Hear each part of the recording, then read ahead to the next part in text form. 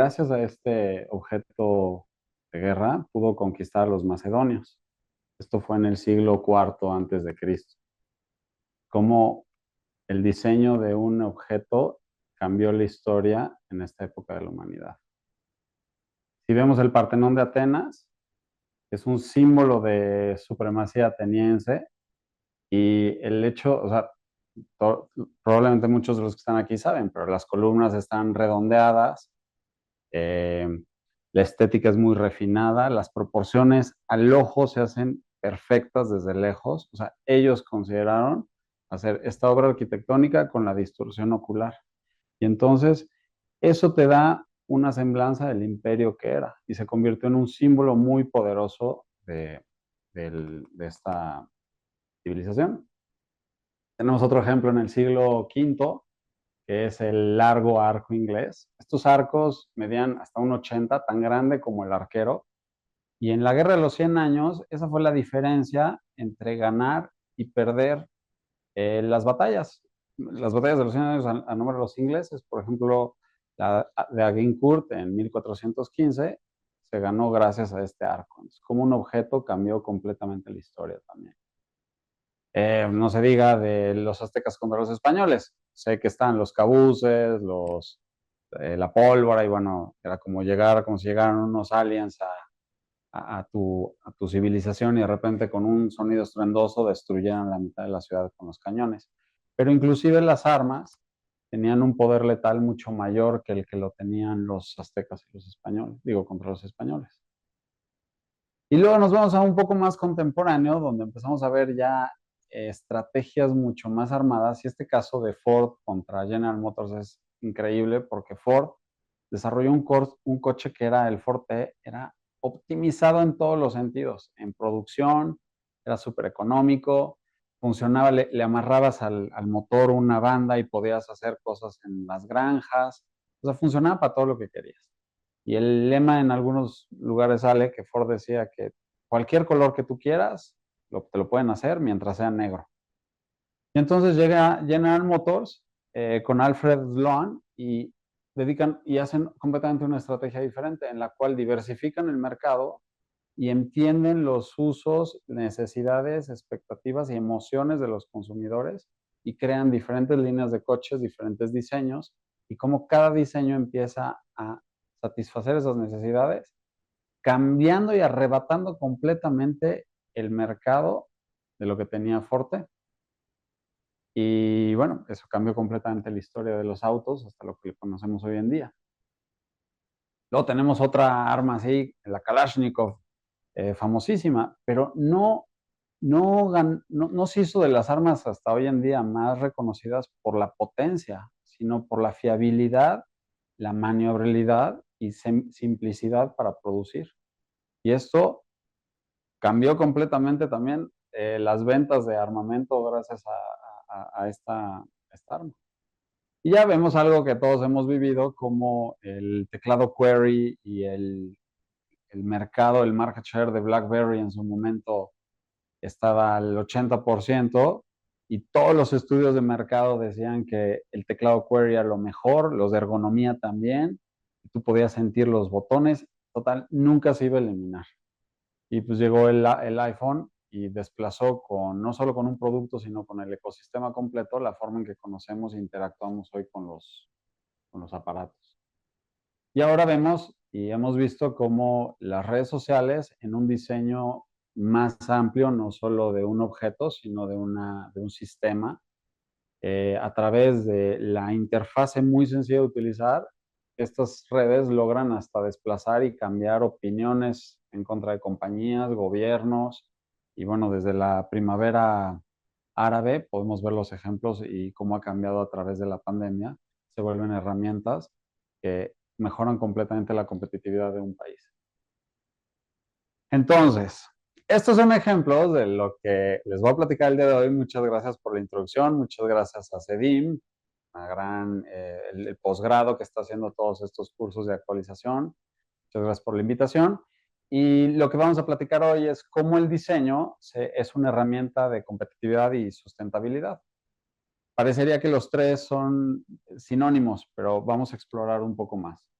Muchos entendemos el diseño, vimos varios ejemplos y vamos a ver cómo se integra con la sustentabilidad. Entonces, para que no sea únicamente que yo hable sin saber quién está del otro lado, porque yo no los puedo ver, hice unos poll digitales. Y entonces, si ustedes toman su celular y escanean este código QR, tenemos algo así como 4 o 5, 3 minutos para poder responder estas preguntas. Entonces, pónganme en el chat si alguien lo logra ver, si no tenemos ningún problema, porque no logro ver, déjenme ver dónde está el chat. Entonces, si pueden escanear el código y empezar a responder estas preguntas para entender un poco quiénes estamos aquí y qué hacemos.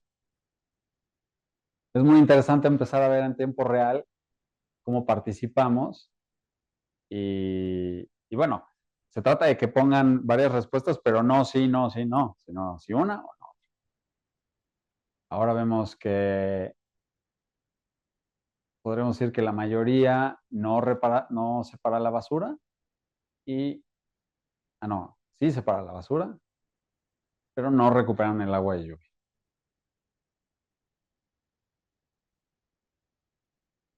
Lo que también es muy interesante de este poll mientras estamos hablando, que es parte de una interfase, el diseño de una interfase, es que nos damos cuenta que hay alguien a lo mejor manejando mientras me está escuchando o no me están viendo. Y la participación, ahorita tenemos 45 votos y vamos a darle un minuto más. Es anónimo, sí. La votación es anónima. No les dé miedo. No pasa nada. No les va a llegar el SAT para decir que no separan la basura. Todavía no tenemos eso. Bueno, ahí contando nada más paralelo, por ejemplo, para separar la basura en Suiza, lo que hacen es ponerle un costo a la bolsa. Si tú no quieres separarla, no pasa nada, pero la bolsa te cuesta un montón de dinero. Y si quieres separarla, pues vas y le echas en el supermercado, en los lugares donde te la reciclan. Entonces, bueno, parece que ya vamos a cerrar y vamos a la siguiente. Luego vamos a regresar a ver qué dijeron, ¿no? Lo que voy a anotar aquí, ¿cuántos votaron? En total, 41. Y la mayor parte separa la basura y la mayor parte no recupera el agua. Eso es bien importante porque después vamos a ver, al menos en la Ciudad de México, la cantidad de agua que recibimos. Y entonces, tenemos estos tres conceptos que son innovación, sustentabilidad y competitividad. Como el diseño es un trigger de la innovación y hasta cierto punto es un sinónimo de innovación, el diseño. Y el diseño también es un trigger de la sustentabilidad y esto nos ayuda a una gran competitividad. Me gustaría y voy a definir cada uno de estos conceptos para que sean las bases de lo que vamos a platicar y ver cuáles son los marcos de trabajo. Entonces, aquí no hay pregunta, pero si ven la fotografía, ustedes me pueden decir cuál de estos dos bocinas les gustaría comprar. Entonces, supongamos que las dos son de alta fidelidad y están en el exhibidor y ustedes tienen que elegir una. En el momento que eligieron una de ellas, están hablando de una empresa que tuvo la capacidad de hacer un producto que llame la atención y sea mejor que la competencia. Entonces es una forma de sobrevivencia.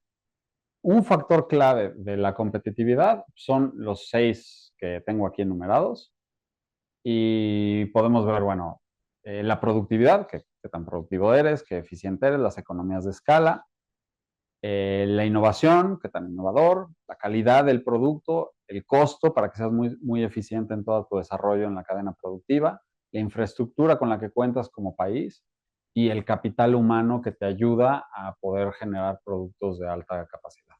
Entonces, si se fijan en los ejemplos que puse antes, son ejemplos de cómo un producto puede cambiar la historia de una civilización y hacerla más competitiva. Y parecería que somos ajenos a la historia, pero la realidad es que el mundo y las sociedades compiten entre ellas, como individuo, como empresa y como país. Entonces, si nosotros no tenemos mayor educación, pues es más difícil que compitamos con alguien que tiene más. Si como empresa no tenemos productos que sean más rentables, más diferenciados de la competencia, pues no podemos competir.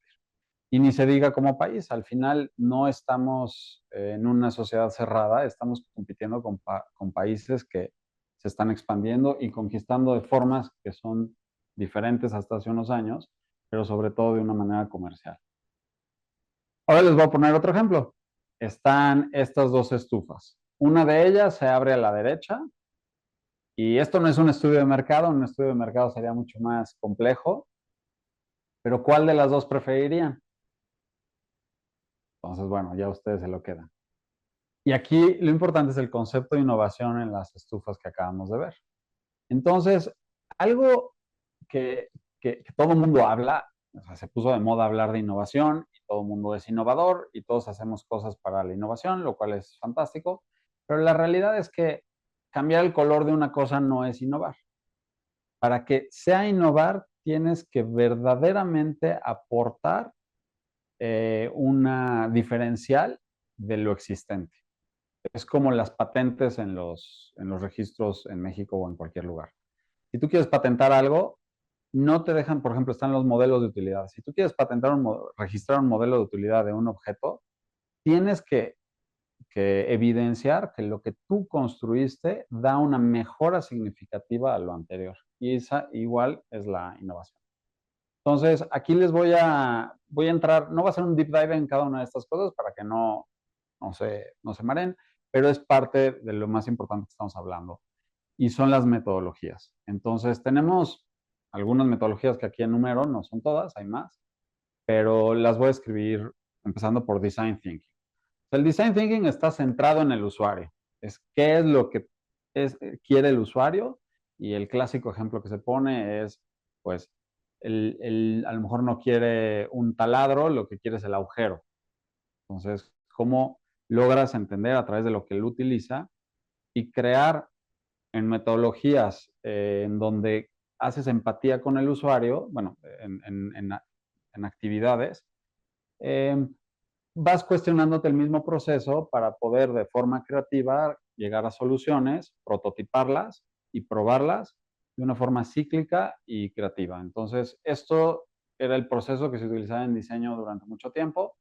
Se hizo como una metodología y hoy en día es muy utilizado por las compañías porque les encanta para poder hacerlo a invitar a toda la compañía a participar, ¿no? Porque eso es muy importante. Luego está el Lean Startup, que estos se utilizan mucho para programas de software y es como un gran problema, un gran software, lo divides en pequeños pedazos y vas probando cada uno en ciclos de interacción muy rápido. Perdón, para poder crear lo que se llama el Minimum Viable Product. Entonces, eh, tú creas prototipos muy sencillos que no te tengan que salir muy caros para poderlos rápidamente probar y que no sean inversiones de un año para ver si jalaba o no jalaba, ¿no? Entonces, ese es el Lean Startup. Forma parte hoy de cualquier spin-off que quiera hacer una compañía y tienes una retroalimentación real de los usuarios. Luego está el Agile, que se usa también en software porque también hacen pequeños sprints, dividen el problema en pequeñas particiones y también logran hacer la ciclicidad con una constante adaptación de lo que sucede. Esto funciona fantástico para las páginas web o para las interfaces de usuarios en las cuales tú ves que el usuario no lograba apretar ese botón y entonces pruebas poner el botón en otro lado y de acuerdo a la cantidad de interacciones que empiezas a tener, rápidamente empiezas a reconfigurar la interfase y probablemente vamos a ver ejemplos de estos ya creados con inteligencia artificial que se actualizan de acuerdo a lo que nos está arrojando el usuario. Luego estamos el Six Sigma, que ese es muy famoso porque en todos los procesos industriales se utiliza, que es un proceso de mejora continua para hacer más eficientes los procesos y vas identificando dónde están los defectos y los vas mejorando. Lo que es importante en la innovación y también en la sostenibilidad es el data que tú tienes primero para que lo puedas comparar después y puedas tener un comparativo. Luego tenemos el TRIS, que es la teoría de resolución de problemas inventivos. A mí me encanta la historia porque es de un ruso que trabajaba en la oficina de patentes y sumamente, probablemente brillante. Hasta lo metieron a la cárcel porque le escribió al presidente y diciéndole que está en contra de las políticas y entonces pues, probablemente una persona muy abusada. Pero él está en contacto con todas las patentes y se iba dando cuenta cómo era posible que muchas patentes se parecieran. Y entonces, cómo a través de lo existente puedes encontrar soluciones innovadoras. Entonces, es otra teoría de la resolución de problemas. Luego tenemos la Blue Ocean Strategy, que es no trates de como los tiburones, no vayas a donde hay más tiburones, ve donde no hay tiburones. Eso es lo que se llama el Blue Ocean. No ataques mercados que no existen, sino crea nuevos mercados donde lo que tú hagas sea una competencia y oferta única y diferenciada. Eso va más hacia la leapfrog de innovación, cosas que no existían y que tú empiezas a crear. Luego está el marco, el work frame de Jobs to be Done, y se refería un poco también, luego se aplicó en el design thinking, pero es el usuario no está buscando a lo mejor una pluma, la muy sonada frase de la película. Él no quiere la pluma, él lo que quiere es escribir. El usuario no quiere no quiere una broca de un cuarto perfecta con tinta diamantada y un taladro así súper poderoso. Lo que quiere es un agujero para colgar su estantería. Entonces, te tienes que, esta Workframe se concentra en cómo los usuarios logran sus metas y qué es lo que tú le tienes que ofrecer como compañía para lograr la meta, no el objeto. Y luego está el Open Innovation, que es una metodología muy utilizada hoy en día, ya lo damos por hecho, pero en realidad al principio no se preguntaba. Y eso significa que promueves la colaboración externa e interna dentro de la compañía a través de cierto tipo de plataformas. Y les voy a poner un par de ejemplos que es interesante. Por decir, el Lego. Entonces tú te metes a la página del Lego y está del lado derecho, si lo ven, está el Submit an Idea. Y entonces los usuarios, los fans, la base del open source, la gente participa y conforme la gente va votando, ya los que están dentro de la compañía evalúan la idea y bueno, ese juego que está ahí abajo salió de esto y es de la serie esta, ay, se me fue el nombre. Luego está, por ejemplo, de Procter Gamble, también tienes en su roadmap de innovation en donde la gente puede participar. Y ese trapeador que ves ahí abajo fue idea de alguien que no está dentro de Procter Gamble y ellos lo integraron dentro de su cadena productiva y luego, bueno, ya van viendo cómo se dividen las ganancias y se firma un contrato y hacen el disclosure, ¿no? Pero es interesante esto porque en todos nuestros proyectos, que probablemente todos los que están participando aquí están interesados, a veces estamos muy cerrados a que tiene que ser nuestra idea cuando es sencillo abrirla a qué otras ideas me puedes dar tú como usuario para poder mejorar mi producto. Ahí va a haber que discernirlas, ¿no? Ahora les traigo otra pregunta. Entonces, fíjense bien, anoten nada más cuál es una, porque va a venir un cuestionario al final. Eh, Según ustedes, ¿cuál de estas dos bolsas contamina más? ¿La A o la B? La A es de cartón, la B es de plástico, la que estamos desplazando. Según ustedes, ¿cuál de estos dos coches contamina más? El de la izquierda es un Tesla y el de la derecha es un BMW. Uno es eléctrico y otro es de gasolina. Vayan pensando la respuesta. ¿Cuál de estas dos botellas? Y ya no puse una marca a la otra, puse la misma marca, la misma botella. Digo, el mismo contenido. Una es de vidrio y otra es de plástico. ¿Cuál contamina más? Y ahora tenemos una pluma, una Mont Blanc de metal, muy fina, muy cara, es un status symbol. Y en cambio la otra es una Bic desechable, escribe todo lo que quieras y luego te compras otra. Entonces, estas son las cuatro opciones. Si tienen un papel ahí a la mano, por favor, de una vez anoten cuál es la que les gusta y aquí viene el poll para que las puedan poner. Ah, me están respondiendo en el chat, perdón. No les aclaré que mejor en el poll, así vemos todo lo que están escribiendo.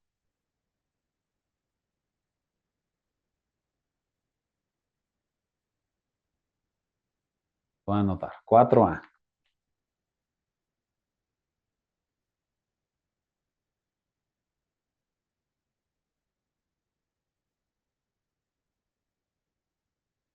Si quieren que me regrese, puedo regresarme, ¿eh?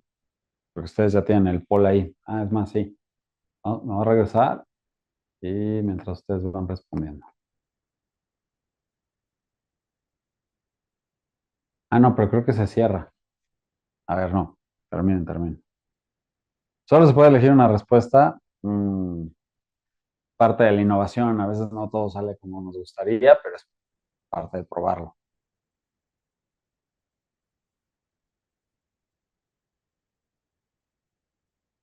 Bueno, ustedes la anotan porque es importante lo que van poniendo. Pero aquí tenemos un ganador, un 1B, que lo vamos a hablar después. Tenemos un 4B, también ganador. Tenemos bueno, por ahí hay varios que votaron por el 1A, ¿eh? Hay una contienda entre el 1A y el 1B. Y 4B va ganando posición. Solo tenemos un voto, entonces ya sabemos a quién dárselo.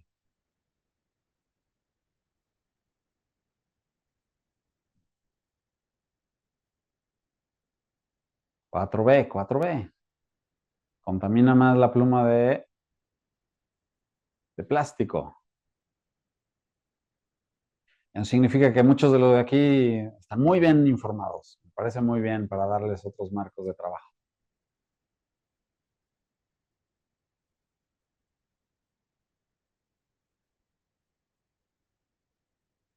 2A, va subiendo 2A. 2A. Contamina más el 2A. Vamos a dejar que lleguen a 40 y con eso continúo. ¿Alguien más falta? Ahora sí, como las subastas. A la una, a las dos y vamos con lo siguiente. Entonces, ahora vamos a hablar de sustentabilidad. Que la sustentabilidad es la capacidad que tenemos de satisfacer las necesidades del presente sin comprometer las capacidades de futuras generaciones para satisfacer sus propias necesidades. Y entonces tenemos los principios que están sabidos por algunos, pero no vale la pena de todas formas reforzarlo. Los principios son la sostenibilidad ambiental, que ahí obviamente pues, nos referimos al medio ambiente.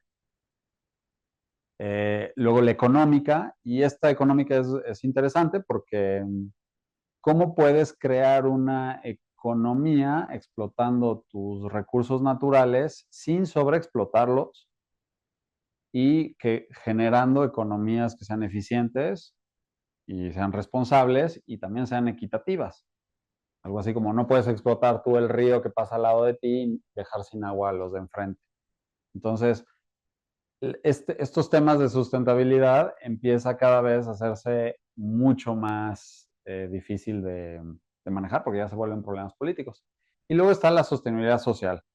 Nos referimos a la equidad y el bienestar de todas las personas para que todos tengan un acceso igualitario y oportunidades a los recursos y que nos permitan este tipo de negocios, o bueno, este tipo de iniciativas, formar una cohesión social para mejorar la calidad de vida y, bueno, pues claro, obvio, luchar contra la pobreza. Pero algo que es súper interesante, digo, partiendo de estos principios, son los marcos de trabajo. Y existen muchos. Y hay otros por ahí que no los anoté, pero esto te da un buen panorama de con lo que se puede trabajar hoy en día. Y voy a hacer un deep dive en dos de ellos, que son los que más nos pegan en el diseño de producto, pero sin dejar de nombrar los demás para que sepamos que existen. No sé qué tan expertos sean en el tema, pero siempre vale la pena reafirmar, ¿no? Entonces, el primero está el Life Cycle Assessment, que tú haces una evaluación en el ciclo de vida del producto, antes, en el transporte, en la creación, en el uso y en el desecho de ese producto. Luego está la metodología del Triple Bottom Line. Y son los tres pilares que teníamos arriba de los principios. Y en el cual tienes que considerar que la empresa o lo que se está elaborando no solo es un beneficio económico. Hay que equilibrar las ganancias para poder tener un bienestar social y un gran respeto al medio ambiente. Entonces, cuando tú organizas cualquier un proyecto en una compañía, tienes que considerar estas tres. Entonces, ese es el bottom line. Luego tenemos la economía circular. Y entonces es como podemos mantener los productos, materiales y recursos el mayor tiempo posible. Entonces son las famosísimas R's de reutilización, reparación, remanufactura, reciclaje y cómo reduces el consumo. La economía circular es uno de los temas que vamos a profundizar. Luego tenemos la medida de la huella de carbono, una metodología para poder medir qué tan sustentable o no es un producto. Y aquí pues, se analiza cómo una actividad tiene impacto generando gases de efecto invernadero. Y entonces puede ser una actividad, una empresa, un producto, un individuo. Y aquí lo importante es primero identificarlo, ponerle un número y con eso ya puedes empezar a tomar acciones de, bueno, el que sería trasladarlos a una actividad que no genere o ver si tienes tecnologías que te lo puedan completamente eliminar, ¿no? Hay actividades que son muy difíciles de hacer esto. Después tenemos el cradle to cradle. Este es de la cuna a la tumba. Es súper interesante como concepto y se basa en la naturaleza. Por ejemplo, una manzana o una naranja, cuando ya no funciona, se cae y los componentes químicos de la manzana, con las moléculas con las que está hecho, se reintegran y se forman abono del nuevo árbol. Entonces, tú tienes una continua interacción entre los elementos que se vuelven parte de lo siguiente. Y aquí lo que se cuestiona es por qué no se piensa así en los procesos industriales. Y entonces no generas desperdicios, no hay ciclos cerrados de vida, no hay una vida lineal, no hay una vida cíclica. Por decir, imagínate que el aceite de cocina quemado ya te sirve de gasolina lo siguiente y ese no contaminara, generará agua como desperdicio, como si fuera oxígeno, y así vas creando. Aquí vamos a hablar de un par de proyectos más adelante. Luego tenemos las certificaciones de sostenibilidad. Entonces, está la LEED, que por aquí me parece que hay arquitectos, saben perfectamente cuál es este tipo de certificación, y funciona cómo puedes hacer una industria que tiene un impacto altísimo en el planeta, que es la construcción, cómo puedes hacerla más sustentable. Y va desde el manejo de residuos. En las obras, probablemente muchos se acuerdan, es un rollo porque hay basura por todos lados, bueno, pues todo eso se tiene que clasificar. Qué tan lejos están los productos que tú estás comprando, si te trajiste una piedra exótica o un mármol exótico de Carrara, pues bueno, tiene un impacto gigantesco a través del transporte. Y entonces todos los materiales que se están utilizando para poder hacer una calificación LEED. Y eso también incluye la vida del proyecto, o sea que si se hizo un edificio, pues tiene que tener a lo mejor sistemas de aire acondicionado que sean mucho más eficientes. Después tenemos el ISO 14000, famosísimo, que bueno, son sistemas de gestión ambiental para que puedas tomar una medida de un antes y después y que cumples con eso. Y en cuestiones de productos agrícolas está el Fair Trade, que sepas que lo que estás pagando y comprando sí tiene un impacto social y le está pagando correctamente a las personas que lo cultivan o que lo están generando. Después tenemos la evaluación de impacto ambiental, que nos ayuda a identificar, a predecir, a evaluar un proyecto antes de ser ejecutado. Eso que muchas veces vemos que no se hacen, pero así ya tú puedes decir, oye, pues en lugar de invertirle un proyecto que me va a causar más contaminación a futuro y más problemas, podemos evaluar esta otra solución. Eh,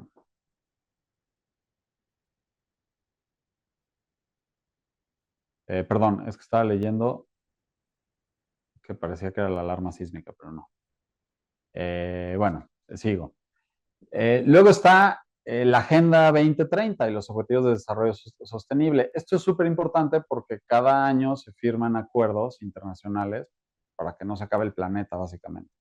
y esta es una acción de las Naciones Unidas que tienen 17 objetivos clave que aborda la pobreza, el cambio climático, la igualdad de género, el acceso a energía limpia y la protección de los ecosistemas. Y entonces eso se va depurando y se va cascadeando en todos los niveles de a todos los países para poder ponerle las metas. Eso vas a tener que cumplir si eres una compañía internacional, sí o sí, si quieres exportar. Luego está la evaluación del ciclo del costo, que es parecido al Life Cycle Assessment, pero aquí se le agrega el costo a cada una de estas cosas. Y lo que es muy interesante, y por eso también el diseño es súper una herramienta de competitividad, porque cada vez que tú le pones costo a algo y tienes un diseño que es competitivo de una forma creativa, no con incrementales, dependiendo del nicho de mercado, básicamente es muy más ecológico muchas veces lo que te genera menos impacto económico. Digo, esto habrá que leerlo en cada caso, pero muchas veces este es el caso, ¿no? La economía también te ayuda a ser más eficiente. Y luego está la simulación y modelado de sistemas complejos. Esto es también muy interesante porque haces, por ejemplo, en Guangzhou, en China, cuando abrimos un despacho allá, teníamos unos colegas que estaban también trabajando en urbanismo y metieron en un modelo de computadora qué pasaba si las calles del centro de Guangzhou se hacían para coches, o se hacían para bicis, para motos, o se hacían para bicis, o para taxis, o para bicimotos, y llegar al punto de peatonal. Y entonces iban viendo como, bueno, pues si esto es en 5 años va a pasar esto, y en 10, en 20, en 30, ¿no? Y al final hicieron toda la parte del centro peatonal porque era la única forma de mantener las calles sin saturarse demasiado rápido y que la inversión valiera la pena. Y luego un factor final, esto parte desde los 90 con el factor 4, la gestión de la energía y la eficiencia energética, ¿no? ¿Cómo puedes con, con el mejorar la eficiencia, reducir el consumo y utilizar fuentes limpias, multiplicar por 4 los recursos que tienes? Entonces esto también tiene un impacto súper importante. Entonces, déjenme darle para adelante. Ok, creo que me tengo que ir un poquito más rápido porque se nos está acabando el tiempo. Entonces, vamos a entrar ahorita al Life Cycle Assessment. Y lo que es súper importante del Life Cycle Assessment es que tú vas leyendo qué va pasando en cada uno de los pasos. Entonces, tú vas no solo leyendo, sino vas haciendo un estudio muy, muy específico de cada uno de los. Entonces, desde que llega la extracción de la materia prima, y tú vas viendo, oye, no, pues que este tornillo llega de China, o sea, hay que anotarlo. Luego la producción, no, pues se hizo esta maquinaria consume tanta electricidad.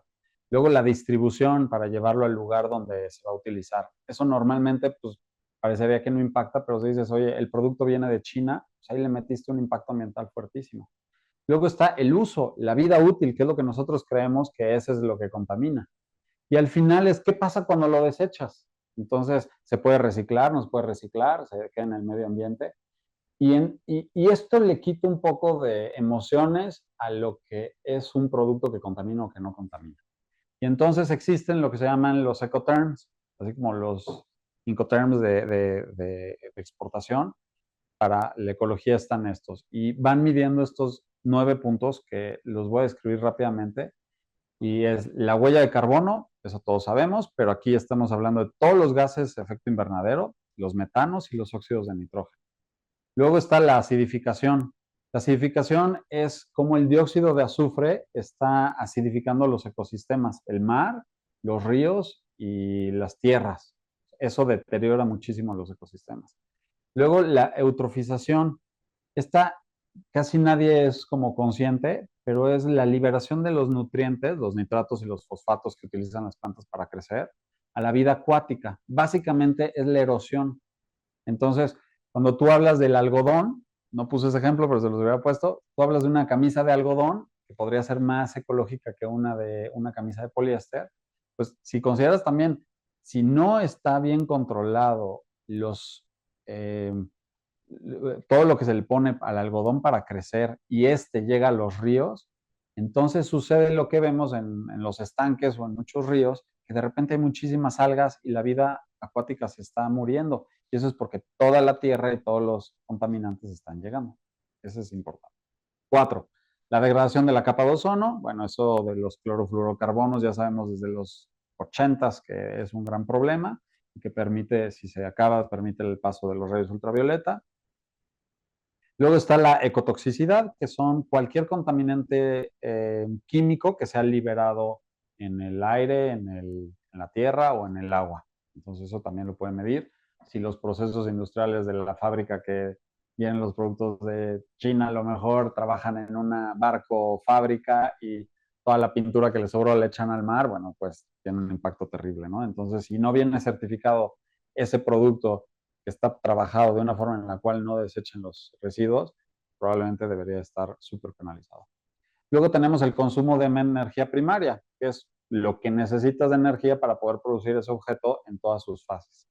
También el recurso hídrico, porque pensaríamos que el consumo de agua no es importante, es importantísimo. Se habla de alrededor de 5,000 litros de agua para producir 1 kilogramo de carne. Entonces, empiezas a darte cuenta de todo lo que contamina, que no es tanto la percepción. Y luego está la partícula de aire, ¿no? Todos los contaminantes de polvos, partículas finas que se quedan en el aire y que pueden afectar al ecosistema. Y aquí el 9 yo lo pongo como interrogación porque probablemente va a empezar a aparecer ya como un ecoterm real, porque ya lo he empezado a ver en varias investigaciones y se ha cuestionado qué es el impacto en los océanos. Por ejemplo, llega una bolsa de plástico al océano y pues no hay una acidificación por el plástico, pero los pescados se lo comen y entonces tú te comes el plástico. Entonces, bueno, una contaminación gravísima que tiene que estar considerada. Esto es un Life Cycle Assessment o sea, los programas. Aquí les puse 5, hay muchos más, pero estos son los más importantes. Está el CIMA Pro y estos son screenshots de algunos que vas haciendo. Entonces, literal, tú agarras el tornillo, vas midiendo cuánto, de dónde viene, qué es lo que trae y se le van poniendo todos los factores de Ecoterms para ver cuáles son todas las cosas que va impactando. El CIMA Pro es de los más flexibles, es muy conocido y Gavi también es súper conocido. Lo que tiene muy bueno Gavi es que tú puedes encontrar un database de todo. Entonces tú le pones, oye, pues que busco un tornillo que venga de China, pum, ya lo pone. O una liga que viene de Indonesia, ¿no? Pum, ya lo pone y ya está actualizado en contemporáneo, bueno, no en contemporáneo, pero actualizado cada año, todos los impactos ambientales que puede tener esa liga. Luego está el OpenLSE y es un open source. Eso es bueno pues porque es gratis y entonces lo puedes utilizar, puedes empezar a probar con él y sobre todo porque cumple con los ISOs. Entonces con eso ya sabes que estás cumpliendo con un ISO de calidad. Luego está el Humberto LSA y ese Plus. Ese es interesante porque integra el Life Cycle Design, o sea, el análisis del ciclo de vida del producto con economía, con dinero. Entonces, ¿cuánto el dinero nos está grabando el impacto, ¿no? Y bueno, ya está el Brightway, que este ya es para Super Pros porque es en base Python y además puede manejar sistemas súper, súper, súper complejos.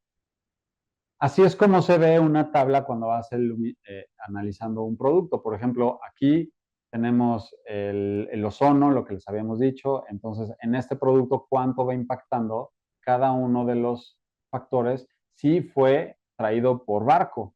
Entonces, ves todo lo que te va impactando solo en la transportación. Y cuando ya empiezas a integrar todas las contaminaciones, cada uno de estos es un porcentaje de contaminación, los que les había dicho, los ecoterms, por ejemplo, los gases, la eutrificación, el consumo de agua, y entonces así tú puedes ver, tú puedes ir comparando un producto contra otro, cuál es verdaderamente más ecológico. Dicho eso, y después de que vimos cómo el impacto ambiental se tiene que medir en todo el ciclo de vida del producto de cada uno de estos objetos, ¿cuál pensarían que es el mejor? Entonces, aquí les había puesto una tabla, pero ya no se las voy a poner porque ya nos estamos quedando cortos de tiempo, pero les voy a decir, por ejemplo, la bolsa de plástico. La cantidad de, o sea, entre la de cartón y la de plástico, de energía directa, la que menos contamina es la de plástico. El problema de la de plástico es que se va al mar. No hay una forma de recolectarla. Y entonces, en el momento que se va al mar, ya contamina mucho más. Entonces, por eso ya le gana y hace un contrapeso directo. Si te vas a los coches, el eléctrico o el de gasolina, pues si las baterías y la energía con la cual se recargan las baterías no es de fuentes renovables, de fuentes sustentables, entonces es mucho más eficiente el de gasolina o tiene menos impacto ambiental el de gasolina. Pero tenemos que, ajá, ahí alguien escribió, perdón, estaba viendo. Una botella en el medio ambiente dura 400 años en degradarse. Por eso es súper importante. Y bueno, vamos a hablar ahorita de la Coca-Cola, ¿no? Entonces, bueno, el del coche es bien importante. Entonces, lo que es importante aquí, nada más como ejemplo, porque pues, también nos podemos quedar en un debate que es mejor o peor, es súper, o sea, súper, pues, muy buena iniciativa el que se hagan todos los vehículos eléctricos, pero tienes que completar el ciclo de producción eléctrica. Entonces, tiene que haber incentivos para que la energía eléctrica sea de fuentes renovables, sustentables, para que todo el ciclo de vida del coche ya sea mucho más eficiente que en uno normal. En la Coca-Cola tenemos la Coca-Cola de vidrio y la Coca-Cola de PET. La botella tarda un montón. Bueno, si nos vamos nada más en el medio ambiente cuánto se tarda en degradarse una botella de vidrio, pues una botella de vidrio tarda más o sea, tarda tanto como el plástico, son silicios, son arenas. Pero en realidad esa no sería la pregunta, es cuánto se tarda contaminando, porque el silicio de vidrio pues no contamina, en cambio el plástico se empieza a descomponer, las moléculas se empiezan a descomponer, luego los animales se lo comen y luego pues llega hasta la cadena alimenticia, que eso es lo que estamos viendo que está sucediendo. Pero si consideras la botella de vidrio solo por peso, o sea, pesa tanto en un camión que ahí contamina muchísimo más en CO2, contamina muchísimo más en agua, porque el plástico nada más se le da una enjuagada en tinas gigantescas, y en cambio el vidrio se va lavando una por una. Y entonces como que tienes que ver el ciclo de vida para ver qué es lo que más conviene. Entonces, no es tan sencillo como decir, bueno, ahora tiramos esto y ahora tiramos el otro. Los procesos de reciclaje de PET son súper eficientes hoy en día, solo que no se recoge todo el PET. En México es de los países que se recogen más PET del mundo, el 80%. El last mile, que son las playas donde los vemos, eso es lo que no se recoge porque sale muy caro en logística traerlo de regreso a plantas. Hay una planta muy famosa que se llama PetStar saliendo a Toluca, y bueno, los procesos son espectaculares, sobre todo porque el plástico que se utiliza para una botella de PET es de grado alimenticio. O sea, no debe de tener pérdidas de moléculas hacia los alimentos. Y logran, después del proceso de reciclaje, mantenerlo en grado alimenticio. Eso significa que no hay un downcycle ni del material virgen. Eso es una economía circular. Luego, ahí me están comentando que el proceso de la producción de la botella de vidrio. La cantidad de energía que necesitas para poder derretir el vidrio es mucho mayor que la energía que necesitas para producir el plástico. Entonces, cuando ya empiezas a comparar estos dos, toda la vida del producto, pues te das cuenta que no es tan sencilla la solución. Y luego nos vamos al último ejemplo de la botella de la pluma Montblanc contra la Vic.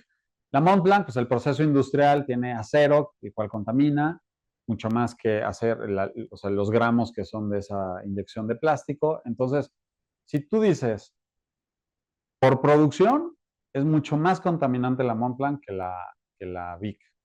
Pero en el uso, te cuesta tanto una Montblanc que la Montblanc difícilmente se pierde. Entonces, si alguno de ustedes tiene alguna de esas, pues tendrás una en la vida o dos plumas porque la cuidas. Y en cambio Vic tienes miles. Y la cantidad de plumas que se desechan Vic porque la gente la usa y la tira es gigantescamente mayor que la Montblanc. Entonces al final contamina más porque se cuida menos. Bueno, aquí ya les había puesto y déjenme nada más poner de acuerdo a lo que habían votado. Habían votado que el 1B era la que más contaminaba, la de plástico. Y entonces, bueno, ahí habíamos nada más dicho que el consumo de agua para producir esas bolsas de cartón, la forma de reciclar el cartón es súper contaminante. Lo único que no tiene el cartón es que si se queda en el mar o en la calle ahí tirada, se desintegra y se reintegra al planeta. Pero en la producción contamina mucho más que la de plástico. Y luego votaron por el 4B, que la VIC era la que contaminaba más. Y sí, en efecto, la VIC es la que contaminaba más. Y luego por ahí el 2A, que el que contaminaba más es el Tesla. Pues sí, pero si tienes unas fuentes renovables, de todas formas ya contamina menos que el B. Déjenme ir leyendo mientras tanto lo que me están poniendo, ¿no?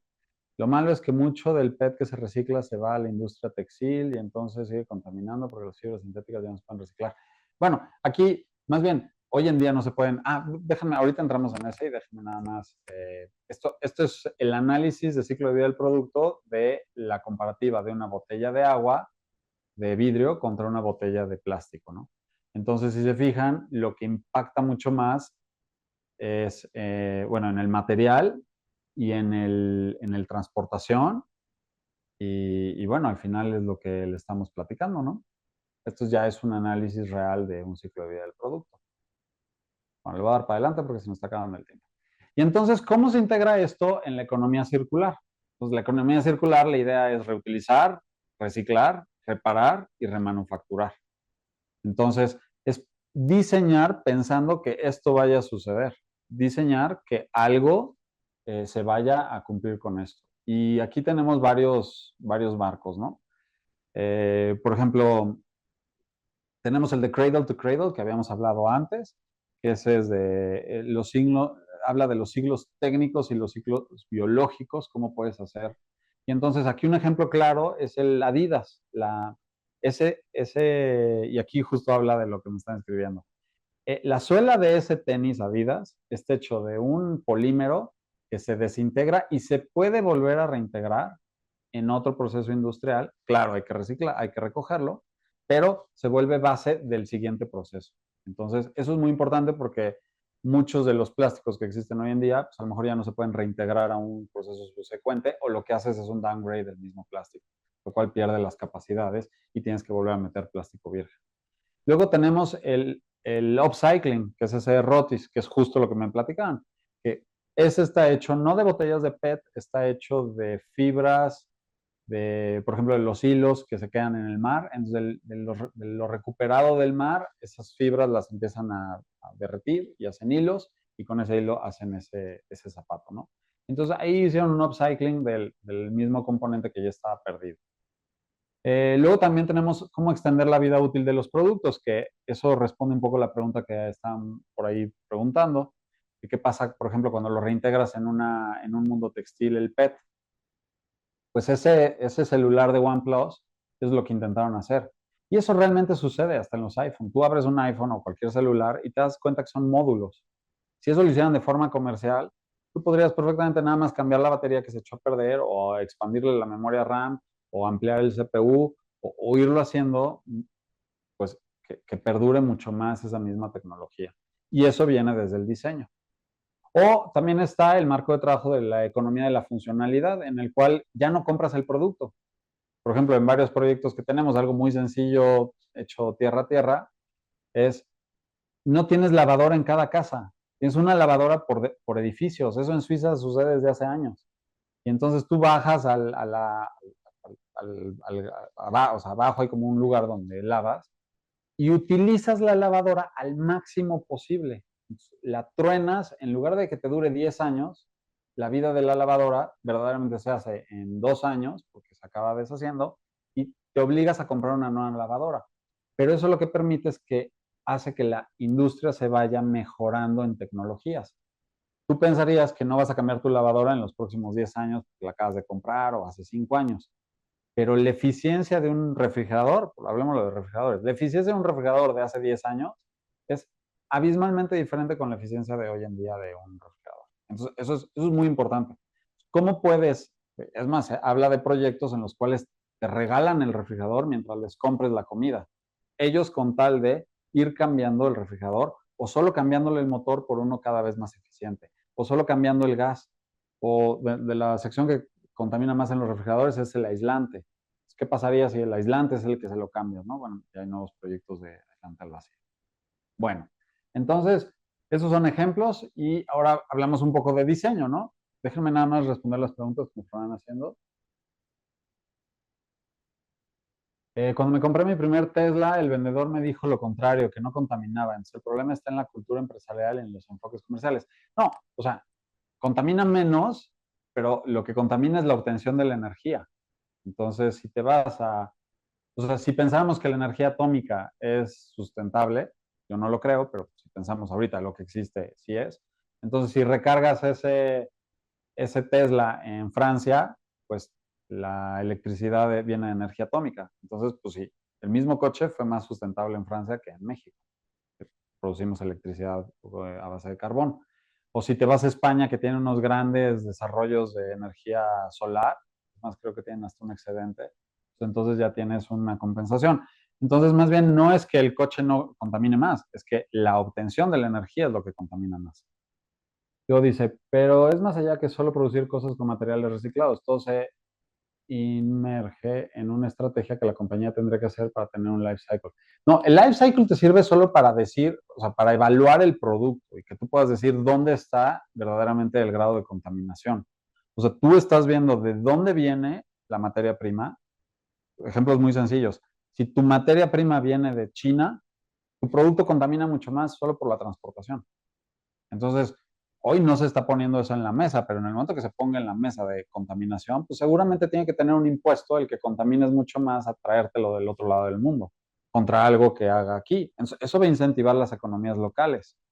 Entonces, pues más o menos como lo que vemos que está sucediendo de forma política, yo creo que para allá va un poco los impuestos globales para poder proteger la economía local y al mismo tiempo proteger también el ecosistema por los impactos ambientales que hay. A menos que descubran un barco que navega solo a velas, sin quemar combustóleo, y con eso ya te llega mucho, con menor impacto ambiental, ¿no? Pero entonces tendrías que ver pues, todos los otros elementos que platicamos antes. Entonces, no solo es la compañía, yo creo que también las compañías se mueven de acuerdo a la sociedad. Si tú ves lo que contamina una compañía contra lo que contamina la sociedad, pues estás hablando de un 30-30. Todos participamos y las compañías sirven a la sociedad. Las compañías dan trabajo, las compañías dan productos. Entonces el enemigo no solo es la compañía, también los que tienen que hacer un cambio son las sociedades y los cambios vienen por las sociedades. Y ahorita les voy a poner un ejemplo. Eh, bueno, entonces, perdón, me voy a regresar al anterior porque estaba leyendo los comentarios para que no dejarlos atrás. Los objetos son representación de perdón, aquí vemos 4 escobas. Todos los objetos que tenemos en una sociedad representan el grado cultural y la cultura de la misma. Entonces, te vas a sociedades muy desarrolladas, a lo mejor el producto es mucho más refinado, mucho más especializado que en otros, ¿no? Y eso es la diferencia de los productos que se venden. Y todo lo que nos rodea ha sido diseñado por alguien más en el mundo en el que vivimos. Y algo que es muy importante es, estos diseños a veces son buenos, a veces son malos, pueden mejorar, no pueden mejorar, pero eso cumple con la ley de la evolución de las especies y habla de la evolución de los objetos. Y entonces es muy comparable la selección natural con la competencia en el mercado. El más apto, el que se logra adaptar, diversificar, que logra tener mayor eficiencia y optimización de sus recursos y que es innovador, es el que sobresale y se mantiene. Y luego tienes los cambios que suceden en el ecosistema. Pues resulta que el pajarito que tenía el pico largo, pues hubo un cambio climático como el que estamos viviendo y ya las flores muy largas se murieron. Pues ese pajarito ya se murió. Lo mismo sucede con los teclados Query. Resulta que hubo uno que era mucho mejor y un celular que no necesitaba ni siquiera el teclado Query, que lo podrían sustituir a nivel diseño de otra forma, con la sensibilidad del motorcito, y entonces desplazó completamente ese tipo de celulares, ¿no? Y quebró completamente la competencia. Entonces, cuando tú empiezas a ver que en la economía, en los países, en los individuos que vivimos, es siempre una evolución, la competitividad es fundamental. La innovación y el diseño es fundamental, porque si no desapareces. Entonces el diseño, como todos los que están aquí, es una disciplina que es creativa, es funcional y existen muchos tipos de diseños. Hay muchísimas ramas, desde el gráfico industrial, hay aquí por aquí diseñadores de modas, diseño de productos, de sistemas, arquitectónico. Y como yo lo englobo nosotros pensamos a nivel diseño, pues de símbolos, un poco más grande de productos que integran muchas veces a los símbolos, de espacios que integran a los productos, que integran a los símbolos, de servicios que integran a todos los anteriores y sistemas todavía más complejos. Pero el más importante es el sistema en el cual todos estamos y no se refiere al ser humano, se refiere al sistema vida y se escucha un poco como curse porque es medio como hippie, porque es holístico, pero en el momento que nosotros nos acabamos los recursos y se mueren los pajaritos, y se muere el ecosistema, se muere el ser humano. Tenemos una interdependencia con el ecosistema fuertísima. No podemos estar explotando como queremos. Entonces, cuando tú diseñas con eso en mente, pues empiezan a surgir los diseños y nuevas especialidades, como se llama el Design for Disassembling. Entonces, dices, oye, este nuevo objeto se puede diseñar para que se desarme. O esta nueva prenda se diseña para que se le dé vuelta y ya con eso sirve para otra cosa. O las fibras que utilicé para este cepillo de dientes que hacemos en esta compañía, en lugar de tener 3 plásticos porque el consumidor lo pidió, ponemos la unificación de un solo plástico para que sea más sencillo de recuperarse. O cuando se hace la inyección, en lugar de dejarle un pedazo de tornillo ahí insertado porque era más sencillo para atornillarle la carcasa, no, ese tornillo no debe estar ahí porque si no, no se puede reciclar. Entonces, en sistemas mucho más complejos de diseño industrial, déjenme leer nada más algo que me escribieron. Ahí ya me perdí. Bueno, en diseño industrial, esto es un sistema muy complejo, ¿no? En el cual tienes un área de innovación que se hace incremental y puede llegar a ser disruptiva, pero se convierte en una unidad de negocio independiente. Tienes una unidad de diseño avanzado de diseño, donde vas estudiando los colores, los acabados, donde haces estudios de craftsmanship, de ergonomía y de usabilidad, y donde tienes todas las especializaciones de diseño colaborando. Eso te permite hacer un desarrollo de los prototipos para poderlos probar, pilotar y implementar esos diseños, ¿no? Pero en esta tampoco estamos considerando lo más importante que es qué pasa con todo el ecosistema. Aquí debería de jugar un parte fundamental, la parte de diseño ambiental, en la cual tú dices, bueno, tenemos que meter diseño para desasemblaje, diseño para qué va a suceder con este objeto en el momento que ya no lo quiero, o cómo lo vamos a integrar, o cómo está bien la nomenclatura muy clara para que se pueda reintegrar en una cadena de producción. Y entonces ahí estamos ya a punto de terminar, pero bueno, hay proyectos que puedes integrar. Por ejemplo, en esto hicimos un experimento de qué pasaría si esta lavadora, la parte de abajo, reciclara agua. Resulta que en México hay gente que tiene más acceso a la electricidad que acceso al agua. Entonces, tú podrías perfectamente lavar el agua y poderlo reciclar, ¿no? O tienes proyectos que probablemente algunos de ustedes que son arquitectos han visto. Tienes casas que son, por ejemplo, en esta casa reciclamos el agua, recuperamos el agua pluvial, se recicla, se divide en aguas negras y aguas grises, con eso se riega, luego se inyecta el aire que viene afuera del ambiente por tuberías que van abajo de la casa para poderla enfriar o calentar dependiendo de la estación del año. Entonces, hay muchas formas en las cuales empiezas a cambiar tu impacto ambiental, y regreso a esta, a través de los proyectos grandes o pequeños que se hagan. Y si te fijas, eso al final se traduce en economía.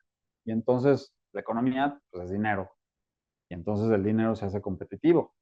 O bueno, cuando hablas de productos de moda, tratamos de utilizar fibras que fueran ahí utilizamos la única que era sintética del velcro, pero todo lo demás se podía reciclar en el mismo proceso y además el impacto social de este producto era mucho mayor, ¿no? Entonces, cuando hablas de diseño de servicios,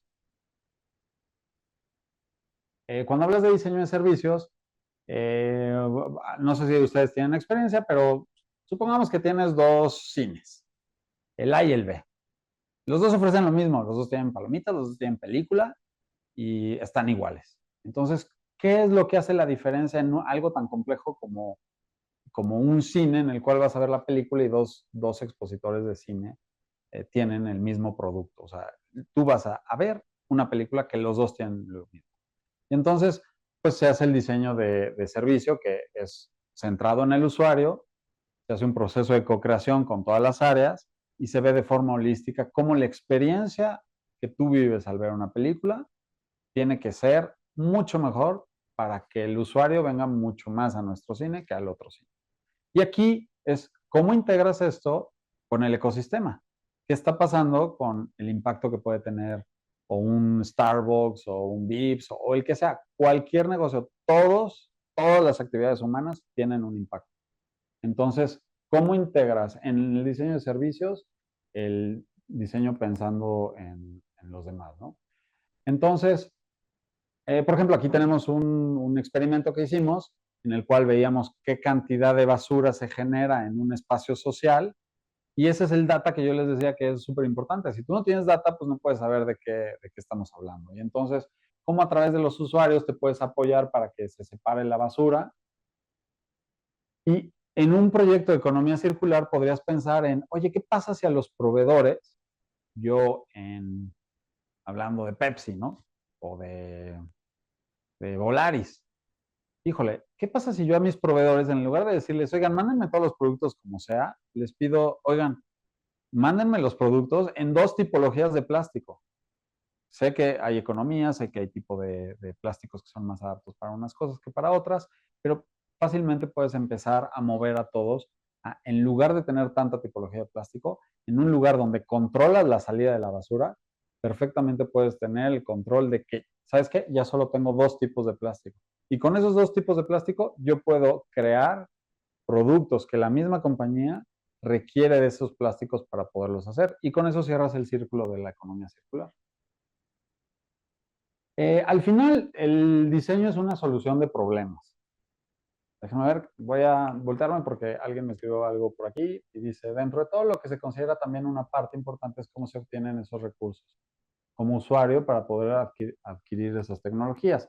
Bueno, eso es interesante cuando, digo, es muy interesante el comentario porque si lo sumas a esta historia que todo mundo piensa que producir en China es barato, pues era barato en los 80s, pero hoy en día es más caro que producir en México. Pero lo que tienen los chinos es una masa crítica de desarrollo tecnológico que muchas veces no encuentras en todos lados.